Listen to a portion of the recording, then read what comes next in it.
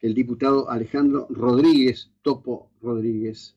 Diputado, ¿cómo le va? Buen día. Buen día, José Luis. Gracias por el interés en dialogar esta mañana. Muchas gracias.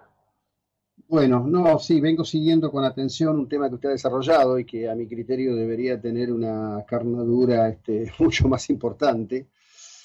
Tanto se ha hablado en la Argentina del tema de la patria financiera, tanto se ha hablado de las restricciones que le impone a la Argentina todas las cuestiones que tienen que ver con el pago de los servicios exteriores, y en este año, quizás envuelto en el manto ominoso del COVID, han pasado negocios financieros extraordinarios que se le han permitido a los grupos inversores que estaban en pesos en la Argentina, se han retirado del país en dólares y con altísimas tasas de interés, ¿no? Sí, lamentablemente eso pasó el año pasado y fue una iniciativa del gobierno nacional, que además envió un proyecto de ley a la Cámara de Diputados de la Nación, luego también aprobado en el Congreso, y se aprobó de manera contundente por parte del gobernante Frente de Todos. No tiene antecedente un caso de estas características en la historia argentina, y menos aún en medio de un proceso de renegociación de una deuda.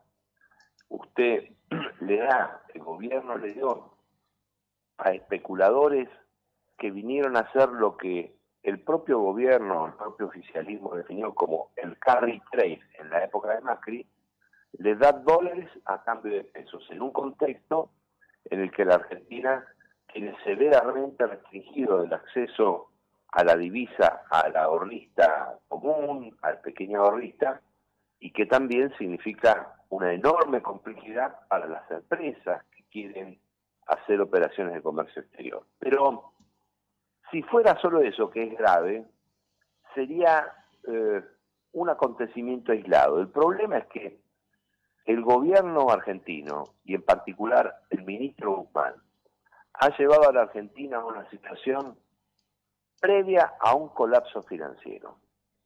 Hoy la Argentina ha pagado más de 20.000 millones de dólares en concepto de intereses. José Luis le reiteró, más de 20.000 millones de dólares en concepto de intereses en poco más de un año. Este cuadro de situación configura un escenario similar a lo que en su momento, usted recuerda bien, fines de la década de los 80, se conoció como el Festival de Bonos, o la inconsciencia respecto de lo que significaba el peso del endeudamiento y de los intereses de finales de la década de los 90 con la convertibilidad. Incluso es análogo, aunque no idéntico, es análogo al camino que emprendió Macri y que después terminó en lo que terminó pidiendo 57.000 millones de dólares al Fondo Monetario Internacional. Hoy no va a haber un Fondo Monetario Internacional para ser el asistente del proceso de colapso al que esta política económica está llevando a la Argentina. Lamentablemente, de esto no se habla. Los datos que yo le estoy dando son datos oficiales, no son cálculos míos. Y esto no se discute porque el poder de las finanzas es un poder que atraviesa transversalmente a todos los sectores políticos. Y la decisión de darle 1.500 millones de dólares a especuladores en pesos es la continuidad de los compromisos que asumió en su momento Caputo y Macri con esos sectores de las finanzas y de la especulación. Es una discusión que hay que dar, nosotros la dimos en el Congreso, lamentablemente perdimos la votación en ese momento, pero creo que tiene que formar parte del debate político. Cuando digo el debate no digo de la pelea, no digo de la agresión, sí de la seriedad y la contundencia con que hay que dar este tipo de debates. Bueno, sin duda, y por eso hemos hecho el esfuerzo de colocarlo en la atención de esta audiencia. Yo sigo con mucho detalle el tema, porque entre otras cuestiones, justamente a mi criterio lo que lo hace políticamente todavía más complicado es el discurso. Es decir, usted hace una mención a Macri y a Caputo. Macri y Caputo, o en todo caso Caputo trasladó a Macri, Macri compró esa visión.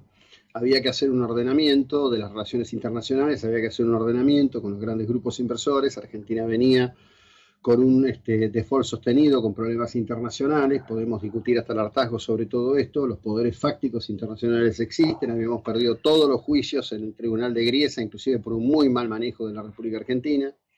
Ahora, lo curioso es que llegan, dicen, bueno, con lo que Macri paga de las LELIQs, nosotros vamos a aumentar las jubilaciones y vamos a aumentar el presupuesto del CONICET. En el edificio en el que está esta radio están las oficinas de CONICET Mar del Plata.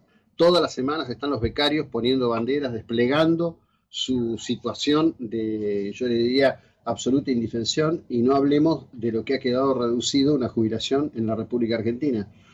Pero por otro lado, se hace un gran escándalo diciendo que no se puede pagar al Fondo Monetario Internacional, y por otra parte se arregla con BlackRock, con Pinco, con todos los grandes grupos que manejan realmente hoy la torta del mundo, ¿no?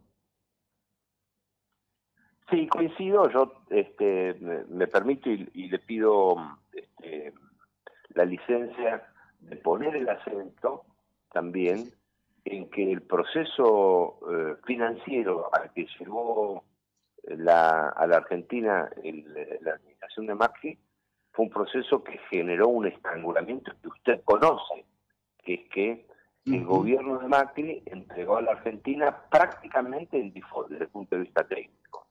Y yo no quiero dejar pasar por alto en la literatura de estos días, especialmente en la literatura política, ese sesgo que se ha instalado de protección de Macri, en el sentido de que siempre alguien lo aconsejó mal y el pobre Macri tomó decisiones equivocadas contra su voluntad. ¿Usted ha visto lo que está pasando con el famoso caso de Rodríguez Simón?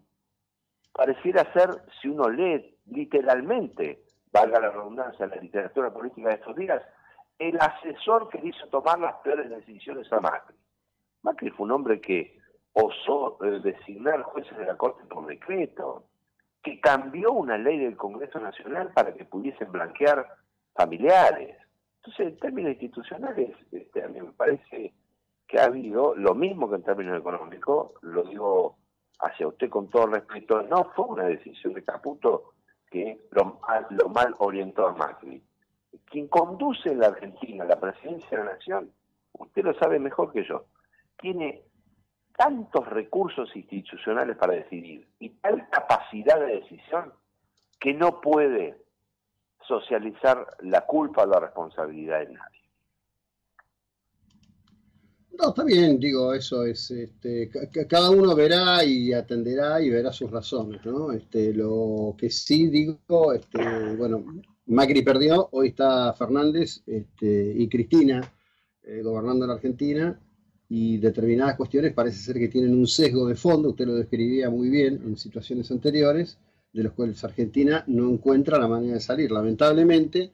En un momento de la Argentina, cuando se había logrado tener el superávit gemelo, la decisión del expresidente Néstor Kirchner fue liquidarlo de una manera increíble. La Argentina había conseguido en aquel momento, alrededor de 2004, si mal no recuerdo, una oportunidad excepcional, única en su historia económica, realmente de establecer los parámetros de una independencia financiera, que por lo menos del Rodrigazo para acá es lo que siempre ha tenido sacudido al país de mala manera, ¿no?